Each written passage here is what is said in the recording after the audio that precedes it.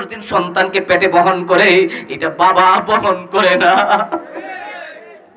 2 number কষ্ট হলো মা, এই যে প্রসব ব্যথা, এই যে রক্ত জোরে, এই প্রসব ব্যথার ব্যথা এটা বাবা পায় না, মা পায়। 3 নাম্বার, সন্তান 2 বছর পর্যন্ত বুকের দুধ পান করে, বাবার নয় মায়ের দুধ পান করে।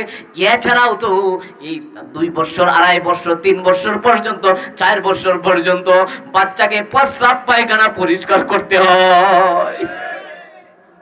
নবীজি বললেন এই জন্যই মুহাদ্দিসিনে কেরামগণ বলেন মায়ের কথা 3 বার বললেন, আল্লাহ কোরআনেও 3 বার বলছে। জোরে বলেন না সুবহানাল্লাহ। কষ্ট যে 3টা, এটা মা পাই। যে লন্ডনে 9 জন বিজ্ঞানী, কয়জন বিজ্ঞানী? 9 জন বিজ্ঞানী গবেষণা করছে। কি গবেষণা? মায়ের যে তলিতে বাচ্চাটা থাকে, একটা তলি আছে না প্লেটের মতন,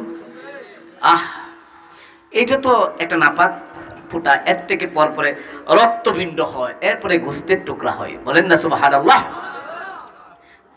যেখানে হয় একটা প্লেট আছে, প্লেট, একটা তলি, এই তলিটা 10 ইঞ্চি লম্বা।